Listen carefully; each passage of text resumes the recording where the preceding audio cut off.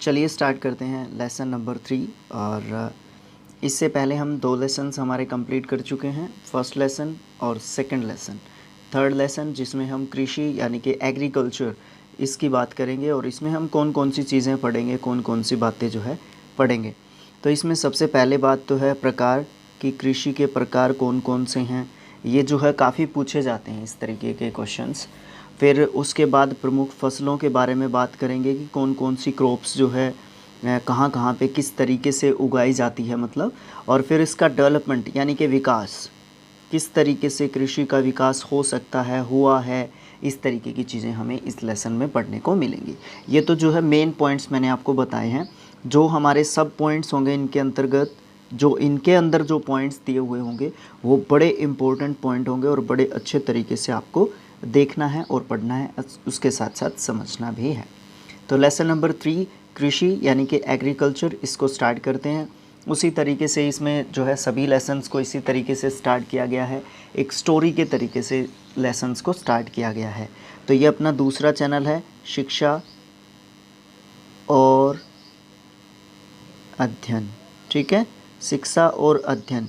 इसमें हम क्या करते हैं, इसमें हम एकेडमिक जो है वीडियोस बनाते हैं यानी कि क्लासेस से संबंधित। और हमने यहाँ पे दूसरी बुक स्टार्ट की है, ये दूसरी बुक यानी कि क्लास 8 से हमने शुरू किया है। और उसके लिए ये ज्योग्राफी यानी कि भूगोल की बुक है और दूसरी बुक ये अभी तक हमने स्टार्ट की है, उसके लिए तीसरा लेसन यहाँ पे है। तो चलिए बिना किसी देरी के हम अपना जो लेसन है उसको स्टार्ट करते हैं, उसको शुरू करते हैं। देखिए, गुरप्रीत, मधु और टीना एक गांव से गुजर रहे थे। वहां उन लोगों ने एक किसान को खेत की जुताई करते हुए देखा। किसान ने उन लोगों से कहा कि वह गेहूं की बुआई करने जा रहा है और मृदा को अधिक उपजाऊ बनाने के लिए अभी खाद डाल रहा है। उसने बच्चों से कहा कि गेहूं मंडी में अच्छी कीमत पर बिकेगा, जहां से उसे आटे में परिवर्तित करके कारखाने में डबल रोटी बिस्किट बनाने के लिए ले जाएगा। कहने का मतलब यहाँ पे क्या है कि 3 बच्चे हैं और वो गांव से गुजर रहे थे और एक किसान को देखते हैं, वो जो है अपने खेत में काम कर रहे थे, तो वो उनसे बातचीत करने लग जाता है। किसान और बच्चे आपस में बातचीत करने लग जाते हैं और समय जो है कौन सा चल रहा था, गेहूं की बुआई की तैयारी का समय चल रहा था, ठीक है, या बुआई की जा रही थी, मतलब गेहूं की बुआई का समय चल रहा था। और वो उन बच्चों को बताते हैं वो किसान कि वो जो है अभी जो है गेहूं की बुआई कर रहा है, खाद डाल रहा है और फिर ये जैसे ही पककर तैयार हो जाएगी फिर इसको मंडी में लेके जाया जाएगा। और फिर वहाँ पे मंडी में लेके जाने के बाद इसके जो है अलग अलग जो फूड आइटम्स हैं वहाँ पे इसको यूज़ किया जाएगा, इसका आटा बनाया जाएगा और अलग अलग जो फूड आइटम्स होते हैं उसको बना के मार्केट में उतार दिया जाएगा। इस तरीके की बात यहाँ पे की गई है। उसके बाद पौधे से परिष्कृत उत्पाद तक, पौधे से परिष्कृत उत्पाद तक के रूपांतरण में 3 प्रकार की जो प्रक्रियाएं हैं, प्रोसेसेस हैं, वो शामिल होती हैं। और उसमें जो वो प्रोसेस होती हैं वो होती हैं प्राथमिक क्षेत्र, द्वितीयक क्षेत्र और तृतीयक क्षेत्र। प्राथमिक क्षेत्र में कोई भी कच्चा माल जो है वो जो है प्रोड्यूस किया जाता है। द्वितीयक क्षेत्र में जो है उस कच्चे माल को जो है पक्के माल के अंदर जो है प्रोड्यूस किया जाता है, या एक प्रोसेसिंग चलती है, यहाँ पे एक प्रक्रिया चलती है जिससे उससे किसी दूसरे तत्व में या उत्पाद में या प्रोडक्ट में चेंज किया जा सके। और तीसरा जो क्षेत्र होता है वो सेवा क्षेत्र होता है। इसमें जो है हम उन चीज़ों को यूज़ करते हैं एक तरीके से, ठीक है। तो ये 3 जो है इकोनॉमी के फैक्टर भी होते हैं, जो है अलग अलग क्षेत्र होते हैं। इनमें जो है किसी भी उत्पाद को, किसी भी इकोनॉमी को इन्हीं के तरीके से चलाया जाता है, ठीक है। अब जो है यहाँ पे बताएगा भी ये हमें। सबसे पहले हम एग्रीकल्चर शब्द जो है उसकी उत्पत्ति की बात करते हैं। एग्रीकल्चर शब्द की उत्पत्ति लैटिन भाषा के 2 शब्दों से हुई है। एक तो एगर या एग्री जिसका मतलब मिट्टी होता है, और दूसरा कल्चर जिसका मतलब खेती करने से होता है, मतलब कृषि करने से होता है। प्राथमिक क्रियाओं के अंतर्गत उन सभी क्रियाओं को शामिल किया जाता है जिनका संबंध प्राकृतिक संसाधनों के उत्पाद और निष्कर्षण से है। कहने का मतलब क्या है, उत्पादन किया जाता है प्राथमिक क्षेत्र में, उत्पादन किया जाता है किसका, कच्चे माल का। रॉ मटेरियल एक तरीके से आप इसको बोल सकते हैं कि प्राथमिक क्षेत्र में रॉ मटेरियल को तैयार किया जाता है। कृषि, मत्स्यन, संग्रहण इसके अच्छे उदाहरण जो है हो सकते हैं। द्वितीयक क्रियाएं जो है इन संसाधनों के प्रसंस्करण से संबंधित है। इस्पात विनिर्माण, डबल रोटी पकाना, कपड़ा बुनना इन क्रियाओं के उदाहरण हो सकते हैं। यानी कि जो द्वितीयक क्षेत्र होता है उसमें हम क्या करते हैं, कच्चे माल से या कच्चे माल को हम जो उद्योग होते हैं, जो फैक्ट्रीज़ होती हैं, वहाँ पे ले जाकर उनको एक तैयार करते हैं, एक दूसरे प्रोडक्ट में चेंज कर देते हैं, एक प्रोडक्ट को दूसरे प्रोडक्ट में चेंज कर देते हैं। ठीक है, ये द्वितीयक क्षेत्र में किया जाता है। इसके उदाहरण हो सकते हैं विनिर्माण, इस्पात विनिर्माण हो सकता है, डबल रोटी बनाना, जैसे गेहूँ है, गेहूँ एक जो है प्राथमिक क्षेत्र का उत्पाद है। उसके बाद अगर गेहूँ से हम डबल रोटी बनाते हैं तो ये एक द्वितीयक क्षेत्र का उत्पाद बन जाता है, या आटा बनाते हैं, या इससे जो भी प्रोडक्ट बनाते हैं। तीसरा जो क्षेत्र होता है, तृतीयक जो क्रियाएं होती हैं प्राथमिक और द्वितीयक क्षेत्र को सेवा प्रदान करती हैं। यातायात हो गया, बैंकिंग हो गया, बीमा हो गया, विज्ञापन हो गया, ये जो है तृतीयक क्षेत्र में आती हैं सारी की सारी चीज़ें। तृतीयक क्षेत्र जो है सबसे ज़्यादा किसी भी इकोनॉमी में, वैसे हम ज्योग्राफी कर रहे हैं बट इकोनॉमी का एक प्रोस्पेक्ट यहाँ पे आ जाता है, या एक जो है उससे संबंधित है ये हमारा। तो कहने का मतलब ये है कि इकोनॉमी में इन तीनों क्षेत्रों का योगदान होता है। सबसे ज़्यादा योगदान तृतीयक क्षेत्र का होता है, जो कि सेवा क्षेत्र होता है। उसके बाद योगदान जो है हम मानेंगे कि प्राथमिक क्षेत्र का होता है, क्योंकि प्राथमिक क्षेत्र में रॉ मटेरियल को तैयार किया जाता है। अगर रॉ मटेरियल, कच्चा पदार्थ नहीं होगा हमारे पास, उसको हम पकाएंगे क्या, तो जो है इस तरीके से ये योगदान देते हैं। कृषि क्या है? कृषि एक प्राथमिक क्रिया है। फलों, फसलों, सब्जियों, फूलों को उगाना, पशुधन, पशुपालन भी इसमें हम शामिल करते हैं। विश्व में 50% लोग कृषि या कृषि से संबंधित कार्यों में लगे हुए हैं। भारत की 2/3 जो जनसंख्या है वो जो है कृषि कार्यों पर डिपेंड करती है, चाहे वो पशुपालन हो और चाहे वो खेती करना हो। ठीक है, भारत की जनसंख्या का लगभग 60 से 65%, 60 to 65% जो हमारी जनसंख्या है, पॉपुलेशन है, वो जो है डिपेंड करती है किस पर, एग्रीकल्चर या एग्रीकल्चरल जो क्षेत्र है उस पे। ठीक है, उसमें और भी चीज़ें आ जाती हैं, जैसे इसमें पशुपालन आ गया, ठीक है, उसमें मुर्गी पालन आ गया, उसमें सूअर पालन आ गया, तो ये सारी चीज़ें, मत्स्य पालन आ गया, इसमें सारी जो है चीज़ें कृषि में ही आ जाती हैं। ठीक है, अनुकूल स्थलाकृति, मृदा और जलवायु कृषि क्रियाकलाप के लिए बहुत ही महत्वपूर्ण है। जिस भूमि पर फसल उगाई जाती है कृषिगत भूमि कहा जाता है उसको। आप मानचित्र 3.1 में देख सकते हैं कि कृषि क्रियाकलाप जो है उन्हीं देशों या प्रदेशों में संकेंद्रित है जहाँ पर फसल उगाने के लिए उपयुक्त कारक विद्यमान हैं। अब ये उपयुक्त कारक विद्यमान कैसे हो सकते हैं, उसके लिए बहुत सारी चीज़ें जो है शामिल हैं, और यही होगा 3.1। जी बिल्कुल, जो ये हरे कलर आपको दिख रहे हैं यहाँ पे जो है कृषि संबंधित जो है भूमि आपको प्रचुर मात्रा में मिलती है, या ऐसा क्लाइमेट मिलता है, ऐसा जलवायु मिलता है, ऐसी कंडीशंस मिलती हैं, ऐसी परिस्थितियाँ मिलती हैं, ऐसी सिचुएशंस मिलती हैं जहाँ पे कृषि करना कंपैरेटिवली और जगहों के यहाँ पे जो है आसान जो है रहता है।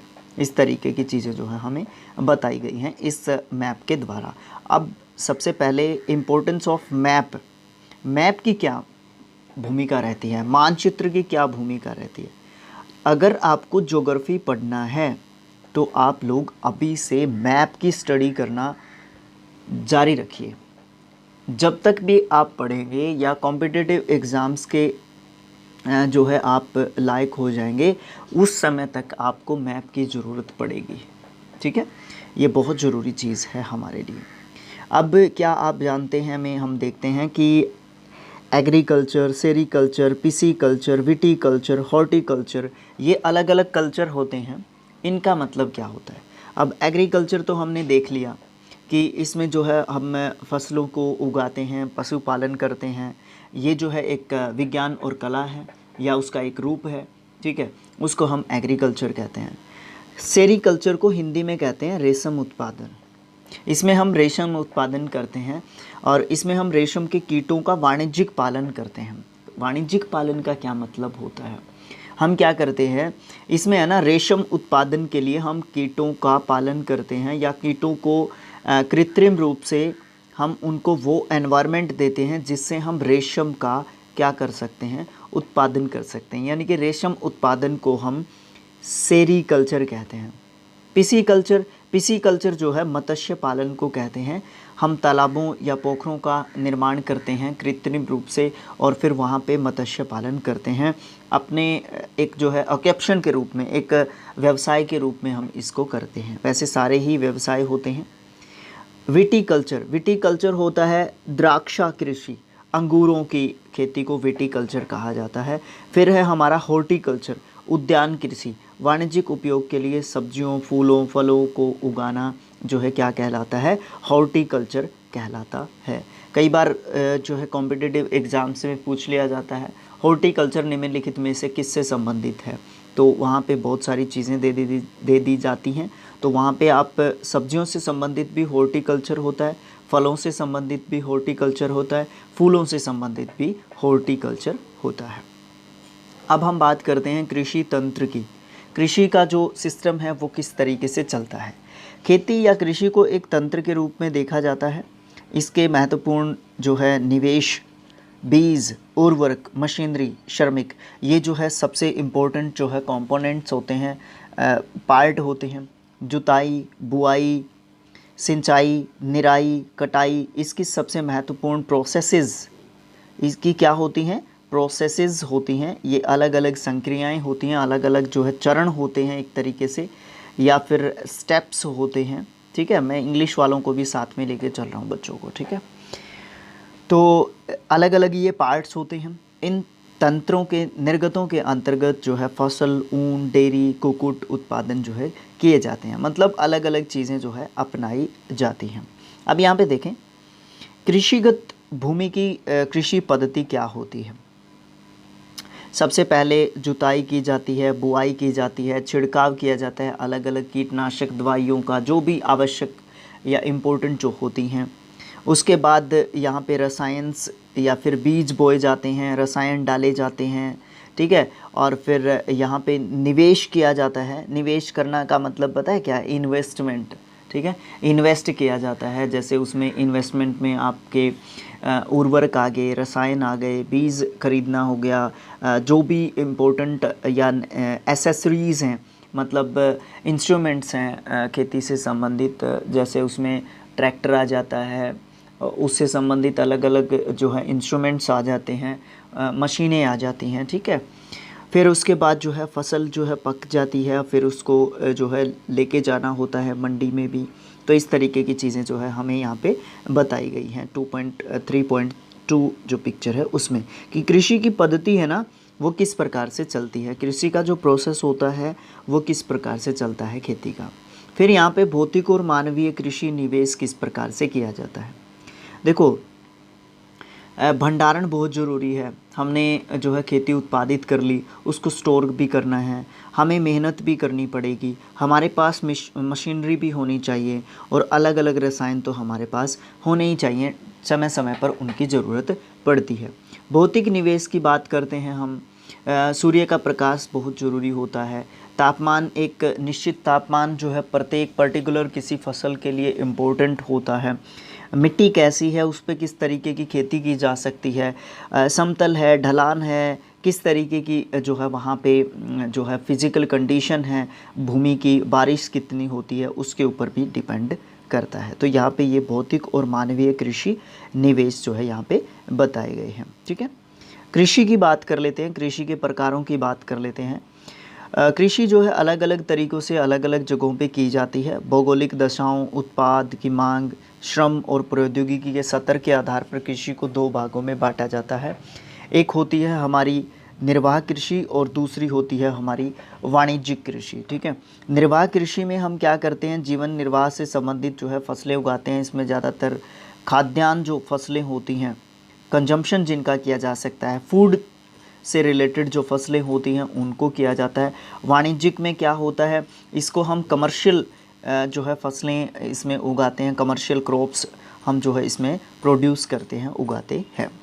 अब यहाँ पे बात कर लेते हैं भौगोलिक दशाओं के अकॉर्डिंग। हम जो है ये बात कर भी चुके हैं पिक्चर के माध्यम से पीछे कि क्या होता है, जो भौगोलिक जो फिज़िकल कंडीशंस होती हैं उनको देख के कृषि करनी होती है। जो भी प्रोडक्ट होता है उसकी मांग, किसकी मांग है, क्योंकि उसी के उसको हमें जो है रेट मिलेगा अच्छा, उसका हमें अच्छा प्राइस मिलेगा, तो हम क्या करेंगे, उसी खेती को उगाने की कोशिश करेंगे जिससे हमें थोड़ा सा बेनिफिट होता हो, जो है हमें फ़ायदा होता हो इकोनॉमिकली। श्रम किस तरीके से, उसकी मेहनत कितनी ज़रूरत है उसके ऊपर, क्या हमारे पास उतने मेहनत जो है मज़दूर या फिर हमारे पास उतनी श्रम उपलब्ध है। फिर टेक्नोलॉजी की बात भी की जाती है। अब हम खेती करने लग जाएं कोई ऐसी जिसमें बहुत सारी टेक्नोलॉजी की ज़रूरत पड़ती है, बहुत ज़्यादा प्रौद्योगिकी, तकनीकों की, मशीनों की ज़रूरत पड़ती है और वो हमारे पास है ही नहीं, तो हम उस खेती को किस प्रकार कर पाएंगे। तो ये सारी चीज़ें हमें देखने को मिलती हैं। उसके बाद हम बात करते हैं रोचक तथ्यों में, जैविक कृषि। इस प्रकार की कृषि में रासायनिक खादों के स्थान पर जैविक खाद डाली जाती है। प्राकृतिक जो पीड़कनाशी होते हैं उनका उपयोग किया जाता है। फसलों का उत्पादन बढ़ाने के लिए कोई आनुवांशिक रूपांतरण जो है नहीं किया जाता है, उसको हम क्या कहते हैं, जैविक खेती कहते हैं। तो जैविक खेती किसको कहते हैं, जिसमें हम ज़्यादातर टेक्नोलॉजी का यूज़ कम करते हैं, ठीक है। और जो ये होते हैं ना आजकल के जो पीड़कनाशी जो मिलते हैं खरपतवार को हटाने के लिए, अनावश्यक जो पौधे होते हैं खेतों में उनको हटाने के लिए, तो उनका हम यूज़ बहुत कम करते हैं, ठीक है। अब सबसे पहले निर्वाह कृषि की बात करते हैं। इस प्रकार की खेती या कृषि कृषक या परिवार की आवश्यकताओं को पूरा करने के लिए की जाती है। पारंपरिक रूप से कम उपज प्राप्त करने के लिए निम्न स्तरीय प्रौद्योगिकी, पारिवारिक श्रम का उपयोग किया जाता है। सिर्फ परिवार के सदस्य ही इसमें काम कर लेते हैं और जो भी उनके पास इंस्ट्रूमेंट्स या इक्विपमेंट्स या औजार हथियार जो भी होते हैं उनसे ही खेती की जाती है। निर्वाह कृषि को पुनः गहन कृषि और आदिम गहन कृषि में वर्गीकृत किया जाता है। इसके दो प्रकार होते हैं, एक तो गहन निर्वाह कृषि, एक आदिम निर्वाह कृषि। इन दोनों में डिफरेंस पूछ लिया जाता है कई बार। मैंने ये नहीं कहा था आपको कि सब पॉइंट्स आपको देखने को मिलेंगे यहाँ पे, ठीक है। तो ये इन्हीं की बात कर रहा था मैं। तो गहन निर्वाह कृषि क्या होती है, एक छोटे भूखंड पर साधारण औजारों और अधिक श्रम से खेती की जाती है एक किसान के द्वारा। अधिक धूप वाले दिनों में जब अधिक धूप वाले दिन होते हैं, बहुत ज़्यादा सनलाइट होती है, उस समय पर जलवायु और उर्वर मृदा वाले खेत में एक साल में एक से अधिक फसलें उगाई जाती हैं। चावल इसकी मुख्य फसल होती है। निर्वाह कृषि की मुख्य फसल या प्रमुख फसल कौन सी होती है, मेन क्रॉप कौन सी होती है, तो चावल होती है, पैडी, ठीक है। कौन सी फसल होती है, चावल होती है। अन्य फसल जो है गेहूँ, मक्का, दलहन, तिलहन शामिल इसमें की जाती हैं। गहन निर्वाह कृषि दक्षिणी पूर्वी और पूर्वी एशिया के सघन क्षेत्रों में जो है की जाती है और वो अधिकतर जो है मानसूनी प्रदेश होते हैं। सघन जनसंख्या वाले क्षेत्र, सघन मतलब जहाँ पे जनसंख्या बहुत ज़्यादा होती है, ठीक है, वहाँ पे गहन निर्वाह कृषि की जाती है। आदिम निर्वाह कृषि ये जो है स्थानांतरित कृषि और चलवासी पशुचारण इसमें शामिल है। इसमें जो है क्या शामिल है, इसमें जो है स्थानांतरित कृषि। स्थानांतरित कृषि क्या होती है, अलग अलग स्थानों पर जो है ये की जाती है। और चलवासी पशुचारण मतलब एक बार यहाँ पे खेती कर ली इन्होंने, फिर ये जो है एक जगह पे रुकते नहीं हैं स्थायी रूप से, ठीक है, और फिर जो है यहाँ पे आके ये खेती करने लग जाते हैं। इसी प्रकार से इनके जो पशु होते हैं ना, ये पशु चराते रहते हैं, ठीक है। चरागाहों का अलग अलग जगह पे चारागाहों का यूज़ जो है ये करते रहते हैं, ठीक है। अब यहाँ पे ले रखा था इन्होंने, खेती भी यहाँ पे कर रखी थी, पशु भी यहाँ पे थे, फिर यहाँ पे पहुँच गए, उसके बाद खेती भी और पशु भी जो है यहीं पे ये अपने साथ लेके चलते हैं। उसको हम आदिम निर्वाह कृषि जो है कहते हैं। उसके बाद स्थानांतरित जो है कृषि किसको कहते हैं। स्थानांतरित कृषि विश्व के विभिन्न भागों में विभिन्न नामों से की जाती है। जैसे झूमिंग कहते हैं उत्तर पूर्वी भारत में, मिल्पा कहते हैं मैक्सिको में, रोका कहते हैं ब्राज़ील में, लदांग कहते हैं मलेशिया में। ये बड़ा इम्पोर्टेंट जो है टेबल है, कहाँ पे किस जो है स्थानांतरित कृषि को क्या कहते हैं। ठीक है। अमेज़न बेसिन के सघन वन क्षेत्रों, उष्णकटिबंधीय अफ्रीका, दक्षिण पूर्व एशिया और उत्तरी पूर्वी भारत के भागों में प्रचलित है ये कृषि, स्थानांतरित कृषि। ये जो है भारी वर्षा और वनस्पति के तीव्र पुनर्जनन है क्या, हाँ, पुनर्जनन वाले क्षेत्र होते हैं। वृक्षों को काटकर जलाकर भूखंड को साफ कर लिया जाता है इस कृषि को करने के लिए। तब राख को मृदा में मिला दिया जाता है। मक्का, रतालू, आलू, कसाव जैसी मुख्य फसलें उगाई जाती हैं। स्थानांतरित कृषि के अंतर्गत भूमि की उर्वरता की समाप्ति के बाद वो भूमि जो है छोड़ दी जाती है और जो किसान हैं वो नए भूखंड के पास जो है चले जाते हैं और वहाँ पे जो है खेती करने लग जाते हैं। स्थानांतरित कृषि का दूसरा नाम है कर्तन और दहन कृषि। कर्तन और दहन कृषि किस जो है कृषि का नाम है, या किस जो है दूसरा इसका नाम क्या है, इसको किस किस नाम से कहाँ कहाँ पे जाना जाता है, इसमें क्या होता है, इसकी प्रमुख फसलें कौन सी होती हैं, ये सब जो है चीज़ें हमसे पूछी जाती हैं। चलवासी पशुचारण, ये जो है चलवासी पशुचारण एक तरीके से आदिम जो कृषि है ना हमारा, उसका पार्ट होता है। तो देख लेते हैं इसका, वैसे ही समझ में आ जाएगा, जैसे ही हम लाइन टू लाइन पढ़ेंगे वैसे ही समझ में आ जाएगा आपको। सहारा के अर्ध शुष्क, सहारा मतलब मरुस्थलीय क्षेत्र की बात की जा रही है। शुष्क प्रदेशों में मध्य एशिया, भारत के कुछ भागों जैसे राजस्थान, जम्मू कश्मीर में ये जो है पशुचारण, चलवासी पशुचारण काफ़ी प्रचलित है। इस प्रकार की कृषि में पशुचारक अपने पशुओं के साथ चारे और पानी के लिए एक स्थान से दूसरे स्थान पर निश्चित मार्गों से घूमते हुए चलते रहते हैं। इस प्रकार की जो गतिविधि है जलवायुविक बाधाओं और भूभाग का प्रतिक्रिया स्वरूप होती है। पशुचारक मुख्यतः भेड़, ऊंट, मवेशी, याक या बकरियां पालते हैं। ये पशुचारक और उनके परिवार के लिए दूध, मांस, ऊन, खाल और अन्य उत्पाद जो है उपलब्ध करवाते हैं। देखो चलवासी जो पशुचारण होता है वो किस प्रकार से होता है। अब देखो चलवासी मतलब चलते रहते हैं, कॉन्टीन्यूसली एक जगह से दूसरी जगह पर जाते रहते हैं, और ज़्यादातर हमारे यहाँ पे हरियाणा में तो बहुत कम देखने को मिलता है ये। राजस्थान, जम्मू कश्मीर, गुजरात और भी बहुत सारी जगह हैं जहाँ पे चलवासी पशुचारण ग्रुप्स आपको देखने को मिलते हैं। ठीक है, इनसे क्या क्या उपलब्ध होता है, उनके परिवार के साथ ही वो कई बार जो है मूव कर लेते हैं, चलते रहते हैं। उसके बाद वाणिज्यिक कृषि की बात करते हैं। वाणिज्यिक कृषि में फसल उत्पादन और पशुपालन बाज़ार विक्रय हेतु किया जाता है, मतलब कमर्शियल यूज़ जो है किया जाता है। जो कमर्शियल फसलें होती हैं, अब जैसे कपास है, कपास का किसान कुछ नहीं कर सकता जब तक उसको कहाँ पे ना भेजा जाए, द्वितीयक क्षेत्र में ना भेजा जाए, उद्योगों के पास ना भेजा जाए। मतलब ये एक रॉ मटेरियल होती है फसल उद्योगों के लिए। ठीक है, तो ये एक कपास एक वाणिज्यिक फसल जो है होती है। तो इसमें विस्तृत कृष्ट क्षेत्र और अधिक पूंजी का जो है उपयोग किया जाता है, क्योंकि ज़्यादा से ज़्यादा जो है लाभ प्राप्त करने के लिए इस फसल को उगाया जाता है।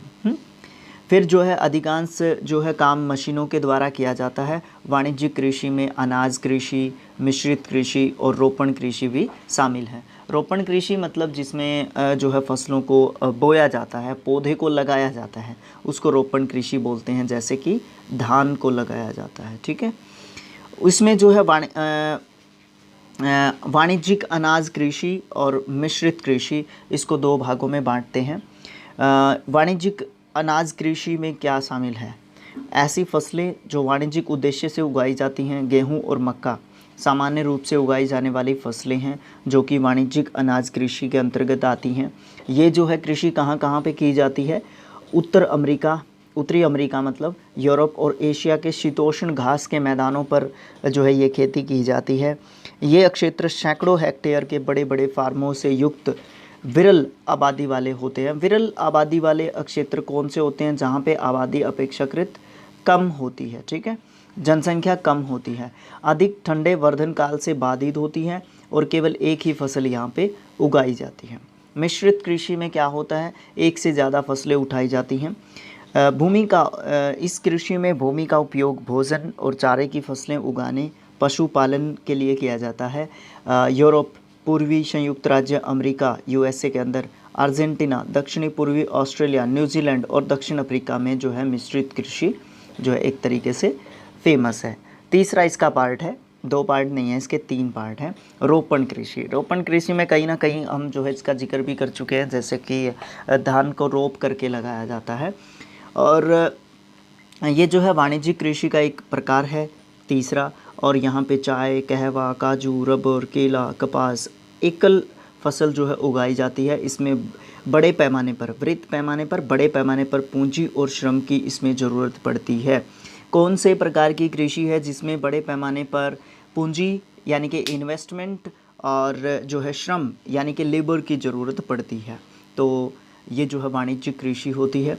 उत्पाद का प्रसंस्करण खेतों पर ही या निकट के कारखानों में ही किया जाता है। प्रसंस्करण का मतलब क्या है, उसको जो है क्या किया जाता है, एक रॉ मटेरियल से उसको जो है एक तैयार जो है प्रोडक्ट में एक जो है चेंज कर दिया जाता है, आसपास ही कर दिया जाता है। उसके बाद इस प्रकार की कृषि में परिवहन जाल के विकास की जो है अनिवार्यता होती है। मतलब यहाँ पे जो है क्या होता है, परिवहन की खास ज़रूरत पड़ती है, क्योंकि ये जो है एक जगह से दूसरी जगह पे ढोना पड़ता है। खेत से जो है उद्योग तक जो है कच्चे माल को लेके जाया जाता है, फिर उद्योग से जो है मार्केट में जो है उस तैयार माल को लेके जाया जाता है। तो इसलिए परिवहन की खास ज़रूरत यहाँ पे होती है। रोपण कृषि के मुख्य क्षेत्र विश्व के उष्ण कटिबंधीय प्रदेश जो है हैं। मलेशिया में रबर, ब्राज़ील में कहवा, भारत और श्रीलंका में चाय। इसके काफ़ी अच्छे उदाहरण जो है दिए जा सकते हैं रोपण कृषि के। प्रमुख फसलें कौन कौन सी उगाई जाती हैं जनसंख्या के आधार पर, क्षेत्र के आधार पर और भी डिफरेंट क्राइटेरियाज़ के बेस पर जो है किस तरीके से प्रमुख फसलों को उगाया जाता है। बढ़ती जनसंख्या की आवश्यकताओं को पूरा करने के लिए अलग अलग प्रकार की फसलें उगाई जाती हैं। फसलों में जो भी उद्योग हैं उनके लिए कच्चे माल की के लिए जो है फसलें उगाई जाती हैं। खाद्यान्न के लिए भी फसलें उगाई जाती हैं, क्योंकि जैसे जैसे वर्ल्ड की जनसंख्या बढ़ती जाएगी वैसे वैसे हमें खाद्यान्न की भी ज़रूरत पड़ेगी, कमर्शियल फ़सलों की भी ज़रूरत पड़ेगी। तो अलग अलग तरीके से अलग अलग फसलें उगाई जाती हैं।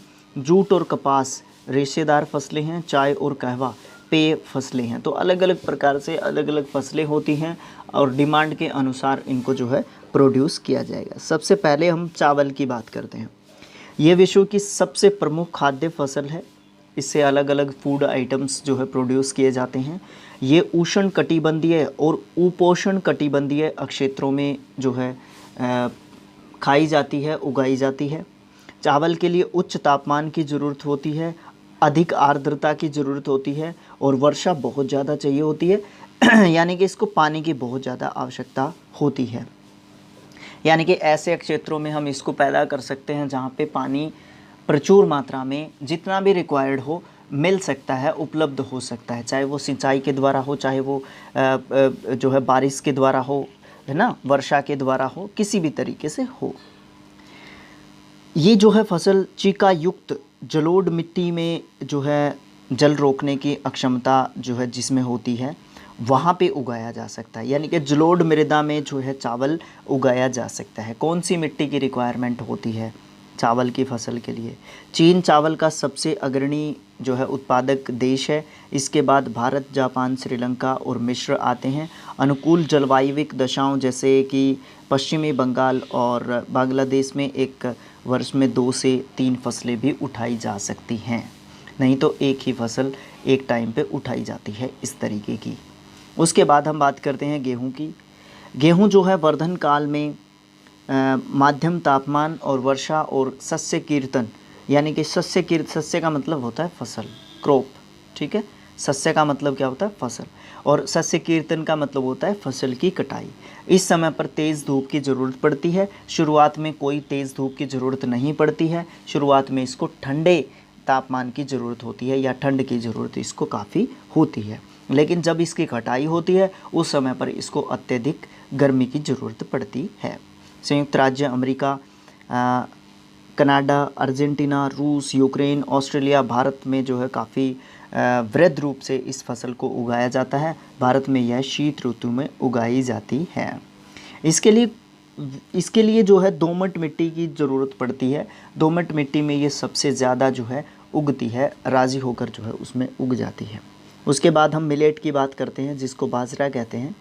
ये मोटे अनाज के रूप में जाने जाते हैं और बहुत कम उपजाऊ और बलुई मिट्टी में उगाई जा सकती है मिलेट। और ये एक ऐसी फसल है जिसे कम वर्षा और उच्च से मध्यम तापमान की ज़रूरत पड़ती है। पर्याप्त सूर्य का प्रकाश भी अगर इसको मिल जाता है तो बहुत अच्छा इसके लिए रहता है। ज्वार, बाजरा, रागी भारत में उगाए जाते हैं। नाइजीरिया, चीन, नाइजर इसके अन्य उत्पादक देश हैं। सबसे ज़्यादा बाजरा जो है भारत में उगाया जाता है, और बाजरा नहीं बाजरा। और 2023 जो ये साल चल रहा है ये मिलेट ईयर है, ठीक है। और इसकी रिक्वेस्ट जो है यूएन से किसने की थी? भारत ने की थी कि 2023 को मिलेट ईयर के रूप में जो है सेलिब्रेट किया जाए, ताकि जो बाजरा हम प्रोड्यूस करते हैं उसका भी इंटरनेशनल लेवल पे एक प्रमोट जो है उसको किया जा सके। बात करते हैं मक्के की। इसके लिए मध्यम तापमान की ज़रूरत पड़ती है, वर्षा और अधिक धूप की भी ज़रूरत पड़ती है। इसे सुअपवाहित उपजाऊ मृदा की ज़रूरत भी जो है पड़ती है। मक्का उत्तरी अमेरिका, ब्राज़ील, चीन, रूस, कनाडा, भारत और मैक्सिको में उगाया जाता है। क्या आप जानते हैं मक्का को कॉर्न के नाम से जाना जाता है, ठीक है। इसे विश्व की विभिन्न रंग बिरंगी प्रजातियाँ जो है इसके अंदर पाई जाती है। मतलब जो मक्का होता है उसकी अलग अलग देशों में अलग अलग प्रजातियाँ या टाइप्स जो है उसके देखने को मिलते हैं। कपास कमर्शियल फसलों में सबसे महत्वपूर्ण फसल है कपास। इसकी वृद्धि के लिए उच्च तापमान, हल्की वर्षा, 200 से 210 पाला रहित दिन और तेज़ चमकीली धूप की ज़रूरत पड़ती है। ये काली और जलोढ़ मिट्टी में सबसे ज़्यादा होती है। काली मिट्टी में ये सबसे ज़्यादा होती है, जो कि हमारे देश में कहाँ पे पाई जाती है? गुजरात के अंदर जो है ये सबसे ज़्यादा पाई जाती है। उसके बाद चीन, संयुक्त राज्य अमेरिका, भारत, पाकिस्तान, ब्राज़ील, मिस्र ये जो है कपास के अग्रणी उत्पादक देश हैं।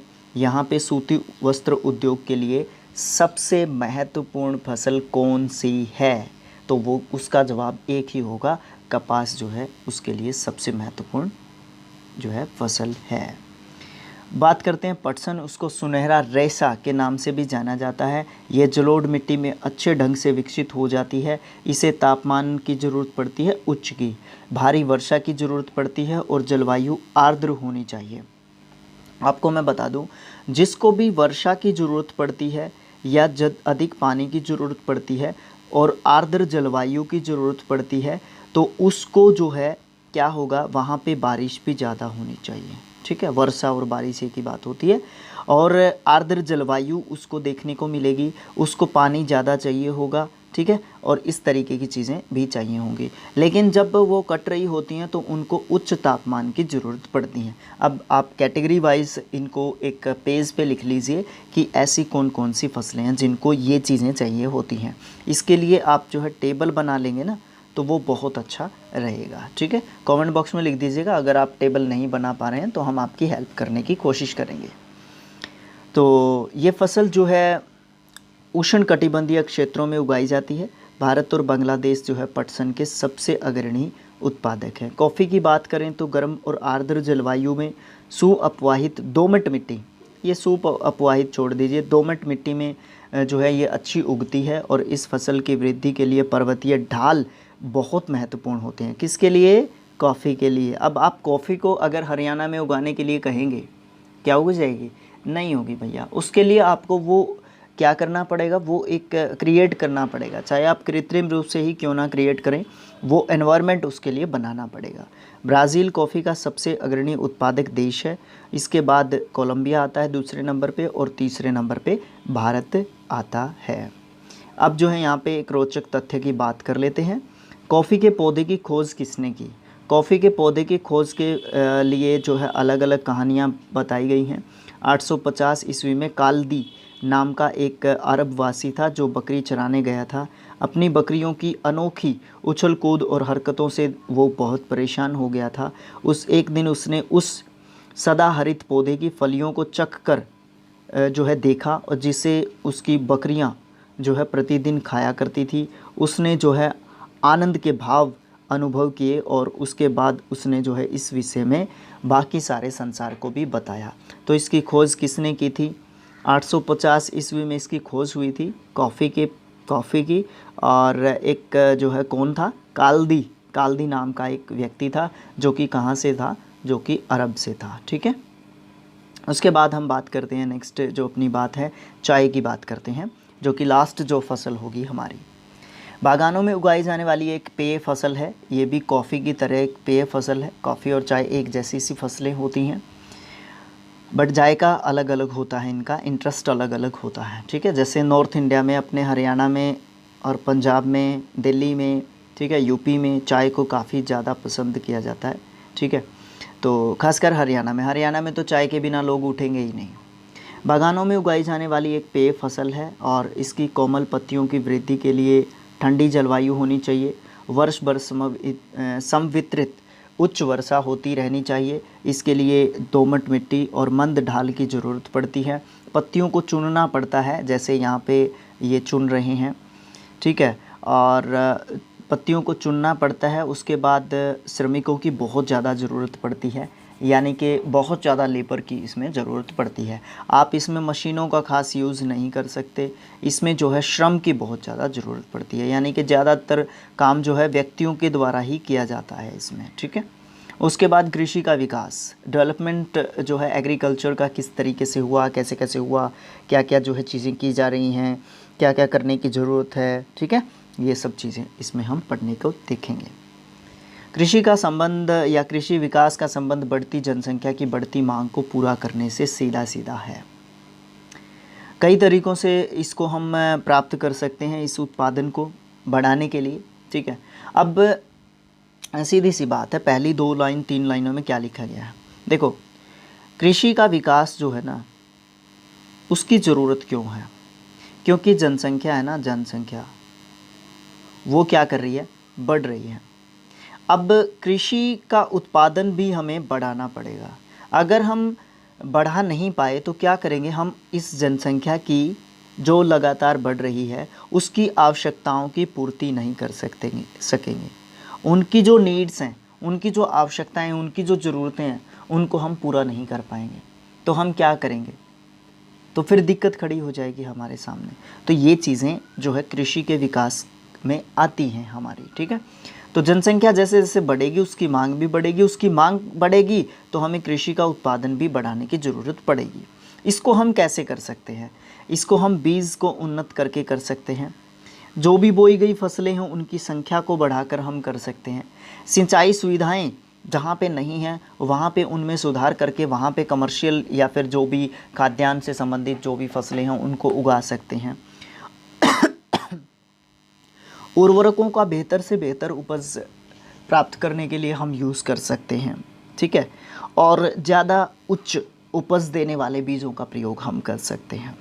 कृषि का मशीनीकरण यानी कि मैकेनिज़्म जो है कर सकते हैं। ज़्यादा से ज़्यादा मशीनों का प्रयोग करके कृषि उत्पादन को जो है हम और ज़्यादा बढ़ा सकते हैं। फिर उसके बाद जब हमने बढ़ा लिया तो हम क्या करना पड़ेगा?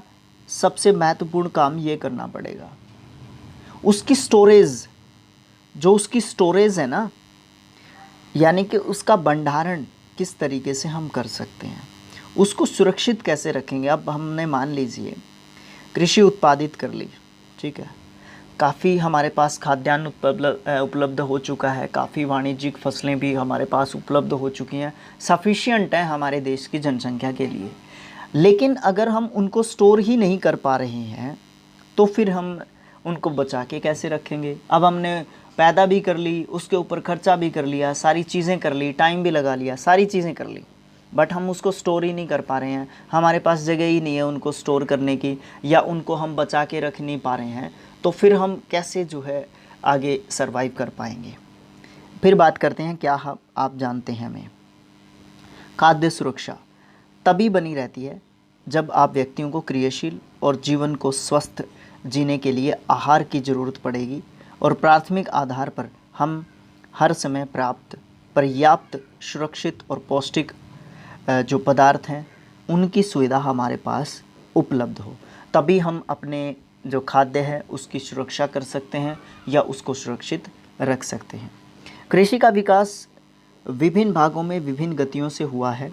अधिक जनसंख्या वाले जो विकासशील जो देश हैं, डेवलपिंग जो कंट्रीज़ हैं, वो गहन कृषि करते हैं। छोटी जोतों पर, छोटी जोत मतलब साइज़ ऑफ लैंड जिस पे हम एग्रीकल्चर करते हैं, जो जिस पे हम खेती करते हैं, ठीक है। खेत का आकार आप समझ लीजिए, खेत का आकार जो है जोत कहलाता है। छोटी जोतों पर जीविकोपार्जन के लिए हम फसलें उगाते हैं। बड़ी जोतें वाणिज्यिक कृषि के लिए ज़्यादा उपयुक्त होती हैं, जैसे कि वहाँ पे जहाँ पे विरल जनसंख्या पाई जाती है, या फिर उन जहाँ पे जो कृषि करने योग्य जो भूमि है ना, वो ठीक ठाक है या अच्छी जो है संख्या में आपके पास उपलब्ध है, ठीक है, वहाँ पे हम कर सकते हैं। और ऐसे देश हैं जैसे कनाडा है, यूएसए है, ऑस्ट्रेलिया है, और भी बहुत सारे ऐसे देश हैं जहाँ पे विरल जनसंख्या है, लेकिन उनके पास भूमि भी काफ़ी है और उनके पास तकनीक भी अच्छी हैं, तो वो ये काम अच्छे तरीके से कर सकते हैं ना। उसके बाद अगर डेवलपिंग कंट्रीज़ की बात करें तो गहन कृषि करते हैं, और विकासशील देश या डेवलपिंग कंट्रीज़, और छोटी जो है वहाँ पे खेत का आकार होता है, वो सिर्फ जीविकोपार्जन के लिए जो है फसल उगाते हैं, वो कोई कमर्शियल यूज़ के लिए फसल नहीं उगाते हैं। कमर्शियल यूज़ के लिए बड़ी आपको जोतों की ज़रूरत होती है, सिंचाई की ज़रूरत होती है, क्लाइमेट की ज़रूरत होती है, और पानी की ज़रूरत होती है, टेक्नोलॉजी की ज़रूरत होती है। तो इस तरीके की चीज़ें सिर्फ़ और सिर्फ किस में पाई जाती है, डेवलप्ड कंट्रीज़ में पाई जाती है। उसके बाद आओ हम समझते हैं दो फार्मों के हिसाब से, एक भारत और दूसरा संयुक्त राज्य अमेरिका का है। उसका अध्ययन करके हम विकासशील और विकसित देशों में डिफरेंस जानने की कोशिश करते हैं एग्रीकल्चरल पर्सपेक्टिव वे से, ठीक है। अब हम बात करते हैं, सबसे पहले भारत का एक फार्म की बात करते हैं। उत्तर प्रदेश के गाज़ीपुर ज़िले में आदिलाबाद एक छोटा सा गांव है। मुन्ना लाल इस गांव का एक छोटा सा किसान है, जिसके पास लगभग 1.5 हेक्टेयर फार्म है, और उसका आवास जो है गांव में है, गांव में ही वो रहता है। अधिक उपज देने वाले बीजों को बाज़ार से वर्षों के एकांतर पर ख़रीदता है, यानी कि एक साल में एक बार वो खरीद पाता है। उसकी भूमि उर्वर है और वह वर्ष में कम से कम 2 फसलें गेहूँ, चावल या फिर दालें उगा लेता है। गेहूँ या चावल में से एक और दालें उगा लेता है।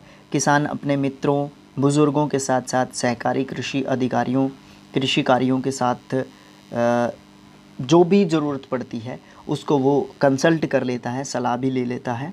जो भी कृषि अधिकारी होते हैं, उनसे संबंधित अधिकारी होते हैं, वो अपने खेत की जुताई के लिए भाड़े पर ट्रैक्टर लेता है, क्योंकि उसके पास सिर्फ बैल हैं, ठीक है। बैल से वो काम कर लेता है तो ठीक है, नहीं तो वो ट्रैक्टर को जो है रेंट पे लेता है, या जो है मजदूरी एक तरीके से उसको देनी पड़ती है ट्रैक्टर वाले को, तो वो ट्रैक्टर पे जो है अपना काम करवा लेता है। उसके पास कुछ मित्र अभी भी हैं जो बैलों से खेती करते हैं, और जिसको परंपरागत कृषि का तरीका कहा जाता है। पास में ही एक नलकूप है, जिससे वह अपने खेत के अंदर जो है पानी डालता है, सिंचाई करता है, और वो जो नल है उसको भी वो भाड़े पर लेता है, ठीक है। उसके पास अपना नल भी नहीं है। मुन्ना लाल के पास 2 भैंस हैं और कुछ मुर्गियां भी हैं। शहर में जाता है, पास के शहर में जाता है, सहकारी भंडार से वो जो है दूध बेच देता है वहाँ पे, और वहाँ का वह एक सदस्य भी है। सदस्य का मतलब क्या है कि वहाँ पे वो लगातार जाता रहता है। सहकारी जो समिति है, उसके जानवरों के लिए चारे के प्रकार, पशुधन स्वास्थ्य के सुरक्षात्मक उपाय, या फिर कृत्रिम जो गर्भाधान है उससे संबंधित भी कंसल्टेशन जो है उसके साथ करते रहते हैं। कृत्रिम गर्भाधान का मतलब ये है कि अगर नेचुरली वो अगर प्रेग्नेंट नहीं करवा पाता है अपने पशुओं को, तो कृत्रिम गर्भाधान के द्वारा पशुओं को जो है क्या किया जाता है, टीका वगैरह रख के जो है पशुओं को गर्भ जो है डाल दिया जाता है, उनके अंदर बच्चा प्रोड्यूस करने की कोशिश की जाती है, ठीक है। कृषि के विविध कार्यों में परिवार के सदस्य उसकी जो है मदद करते हैं। कभी कभी वो बैंक या कृषि सहकारी समिति से बीजों की उच्च उपज वाली किस्में या फिर औजारों को खरीदने के लिए ऋण भी ले लेता है, डेप्ट जिसको बोलते हैं, ठीक है, वो ले लेता है। और उसके बाद वो अपने उत्पाद को, जो भी उसने प्रोडक्ट प्रोड्यूस किया है अपने खेत में या अपने पशुओं से, ठीक है, उसको वो शहर में मंडी में ले जाकर बेच देता है। और बहुत सारे किसानों के पास जो है भंडारण यानी कि स्टोरेज की बहुत कमी है गांव में, इसलिए वे बाज़ार के अनुकूल न होने पर भी अपने उत्पादों को बेचने के लिए मजबूर हो जाते हैं, विवश हो जाते हैं। हाल के वर्षों में सरकार ने भंडारण की सुविधाओं के लिए जो है बहुत सारे कदम उठाए हैं, बट अभी भी ऐसा कुछ नहीं हो पाया है। ये जो है कहानी है ये पहली कहानी है गाज़ीपुर, जो कि यूपी में पड़ता है, ज़िला है आदिलाबाद गांव के एक किसान की, जिसका नाम मुन्ना लाल है। अब हम बात करते हैं यूएसए के एक किसान की। इससे कंपैरिजन करेंगे फिर हम अपनी देशी भाषा में, ठीक है, फिर कैसे जो है इन दोनों के बीच में क्या डिफरेंस है, ठीक है। अब इसको देखिए, संयुक्त राज्य अमेरिका में एक फार्म का औसत आकार जो है भारतीय फार्म की तुलना में बड़ा होता है। संयुक्त राज्य अमेरिका में एक प्रारूपिक फार्म का आकार 250 हेक्टेयर होता है। एक किसान सामान्यतः फार्म में रहता है।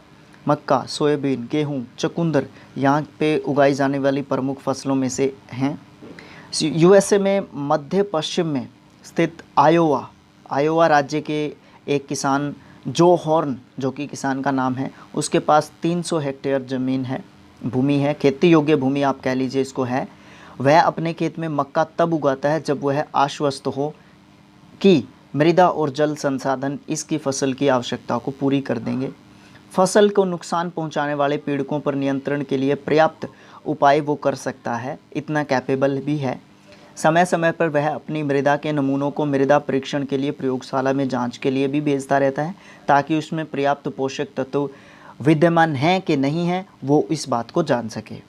ये परिणाम जो हॉर्न को वैज्ञानिक उर्वरक जो कार्यक्रम की योजना है उसको बनाने के लिए मदद कर देते हैं, क्योंकि वैज्ञानिक तरीके से, साइंटिफिक तरीके से वो जो है खेती कर सकता है, ये चीज़ें उसके लिए मददगार सिद्ध हो जाती हैं।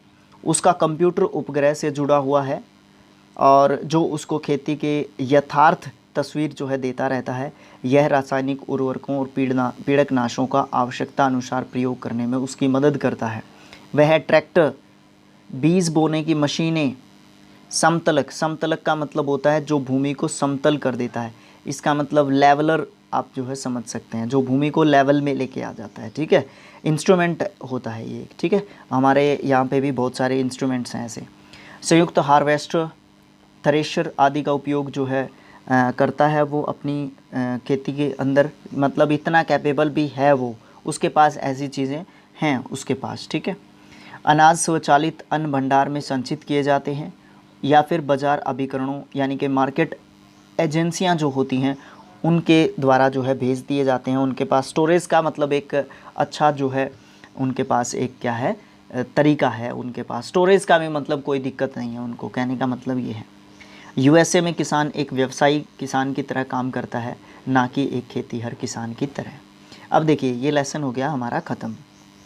क्वेश्चंस या एक्सरसाइज की हम बाद में बात करेंगे, पहले इन दोनों किसानों का जो है क्या कर लेते हैं, कंपैरिजन कर लेते हैं। सबसे पहली बात, भारतीय किसान एक खेतीहर किसान होता है, ठीक है।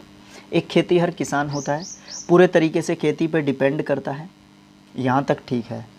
लेकिन इसके साथ साथ क्या होता है, सिंचाई के लिए दूसरों के ऊपर डिपेंड करता है, ठीक है, क्योंकि पानी की पर्याप्त सुविधा नहीं है।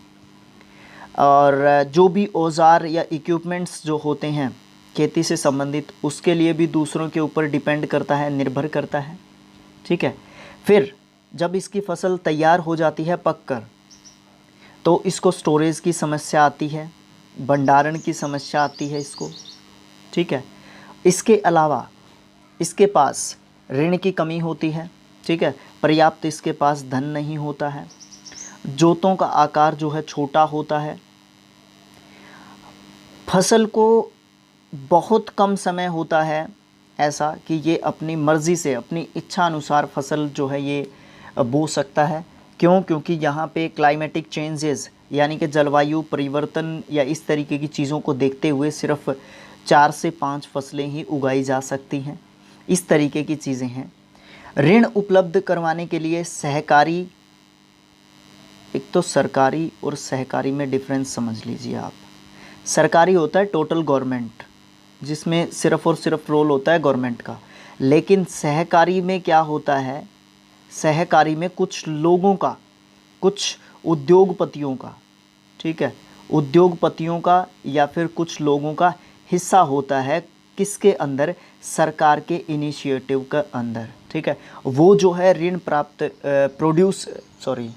प्रोवाइड करवाते हैं किसको, फार्मर को, किसान को, ठीक है।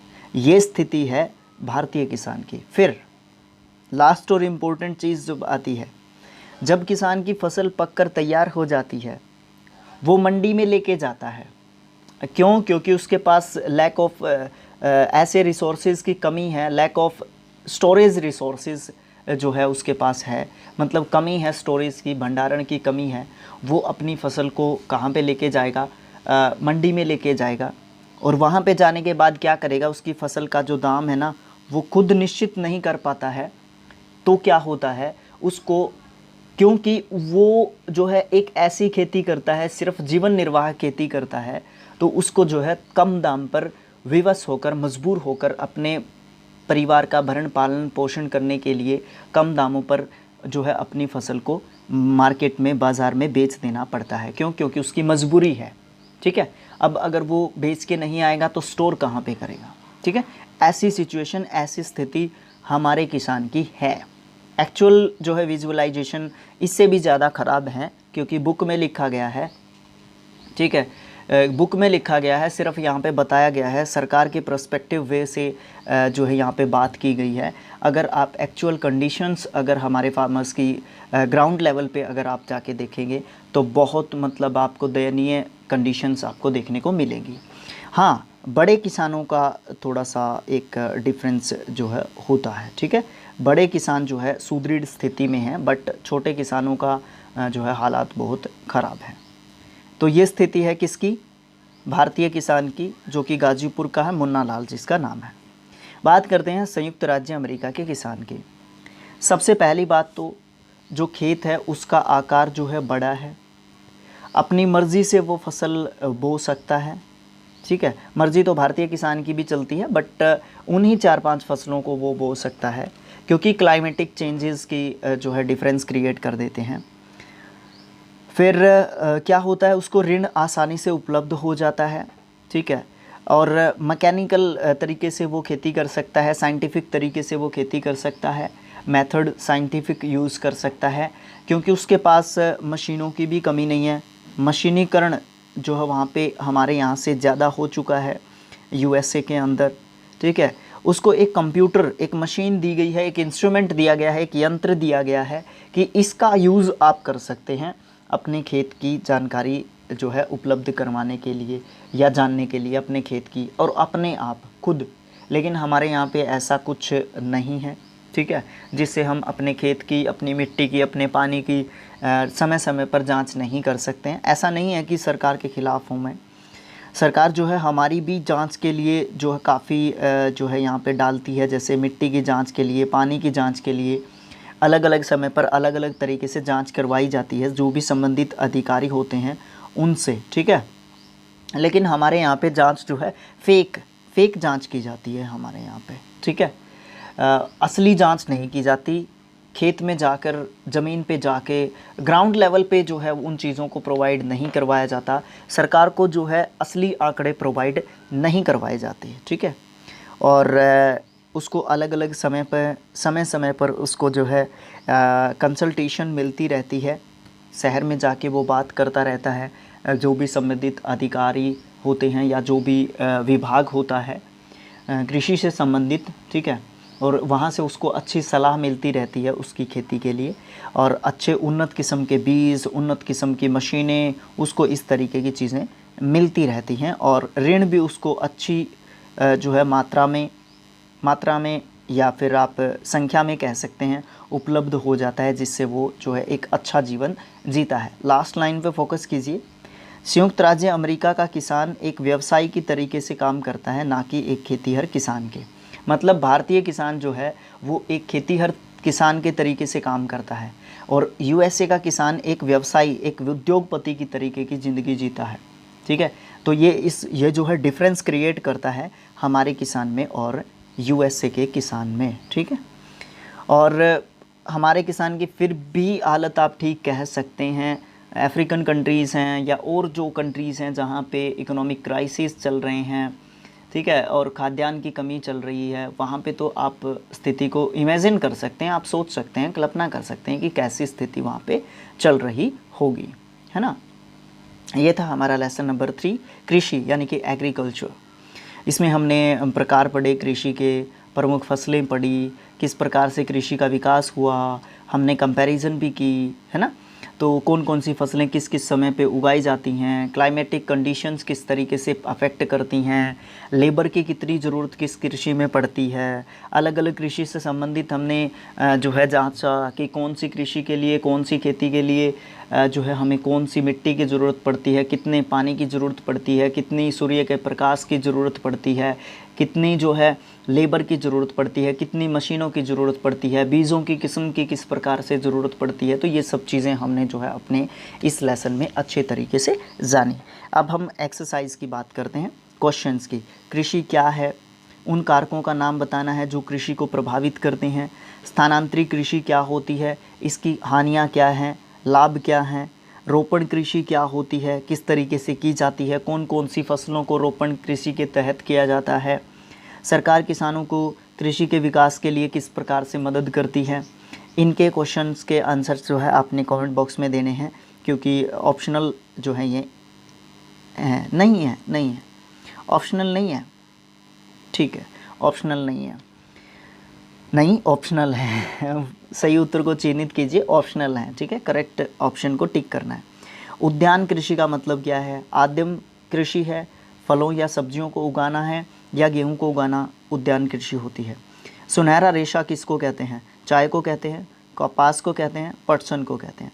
कॉफ़ी का प्रमुख उत्पादक कौन है, सबसे ज़्यादा कॉफ़ी कहाँ पे उत्पादित की जाती है, ब्राज़ील में, भारत में, रूस में। इनके जो है आंसर आप कमेंट बॉक्स में देंगे।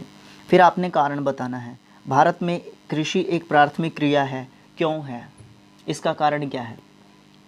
विभिन्न फसलें विभिन्न प्रदेशों में क्यों उगाई जाती हैं, एक ही फसल को सभी जगह पे क्यों नहीं उगाया जा सकता, या एक जैसे चावल है, चावल को हर जगह पे क्यों नहीं उगाया जा सकता, है ना। तो इस तरीके की चीज़ें कारण बताने हैं। अंतर स्पष्ट करना है, प्राथमिक क्रियाओं में और तृतीय क्रियाओं में अंतर क्या है, प्राथमिक या द्वितीय क्रियाओं में अंतर क्या है, प्राथमिक क्रिया द्वितीय क्रिया का पूरक है, कैसे है। इस तरीके की चीज़ें पूछी जा सकती हैं। गहन कृषि और निर्वाह कृषि में क्या अंतर होता है, ठीक है। ये तो क्रियाकलाप है। इस प्रकार से हमारी एक्सरसाइज भी ख़त्म हो जाती है। तो लगभग 58 मिनट्स में मीन्स आप ये समझ लीजिए कि आपको 1 घंटे में एक लेसन जो है प्रोवाइड हो चुका है। हम अपना बेस्ट देने की कोशिश कर रहे हैं यहाँ पे। और ये जैसा कि आपको मैंने बताया कि स्किल IQ का एक अल्टरनेट चैनल है। यहाँ पे हम एकेडमिक, ठीक है, एकेडमिक लेवल की क्लासेस प्रोवाइड करवाते हैं। और स्किल IQ पे हम कोशिश करते हैं किसका, इंग्लिश का कोशिश करते हैं। और वहाँ पे हम जो है किस प्रकार की क्लासेस को प्रोवाइड करते हैं, वहाँ पे हम जो है कॉम्पिटिटिव लेवल की जो है क्लासेस को प्रोवाइड करते हैं। स्पेशली हम वहाँ पे बुक ही वहाँ पे पढ़ा रहे हैं, बुक ही यहाँ पे पढ़ा रहे हैं। यहाँ पे हम NCERTs जो है हम पढ़ा रहे हैं, ठीक है। ये HBSC, CBSC या और अदर बोर्ड्स के लिए भी जो है ये ICSC के लिए भी काम करेगा। ICSC के लिए इसलिए नहीं करेगा क्योंकि वो इंग्लिश में इंग्लिश टू इंग्लिश होते हैं, उनको ये बच्चे यहाँ पे देखने वाले नहीं हैं, ठीक है। तो इस तरीके से लेसन नंबर 3 हमारा कंप्लीट हो जाता है। नेक्स्ट लेसन में मिलेंगे आपको, जिसमें होगा उद्योग से संबंधित हम बात करेंगे कि उद्योगों का जो है विकास कैसे हुआ, क्या क्या चीज़ें हुई। इस तरीके की चीज़ें हमें देखने को जानने को मिलेंगी नेक्स्ट लेसन में। और लास्ट लेसन इस बुक का होगा मानव संसाधन, यानी कि ह्यूमन रिसोर्सेज, ठीक है। तो देखते हैं नेक्स्ट पार्ट में किस तरीके से आप जो है इस चैनल को सपोर्ट देंगे, प्यार देंगे, ठीक है। शिक्षा और अध्ययन, ठीक है, शिक्षा और अध्ययन हमने इस चैनल का नाम रखा है। हम यहाँ पे इंग्लिश की भी कोशिश करते हैं कि शुरू की जाए, ठीक है। और क्योंकि सब्सक्राइबर्स कम हैं और वहाँ से थोड़ा सा इनकम जनरेट होने की ज़्यादा पॉसिबिलिटीज़ हैं, तो इसलिए हम इस चैनल पे ज़्यादा चीज़ें जो है प्रोवाइड नहीं कर पाते हैं। बट ये प्रॉमिस है कि धीरे धीरे हम इस चैनल को भी एक लेवल देने की कोशिश करेंगे।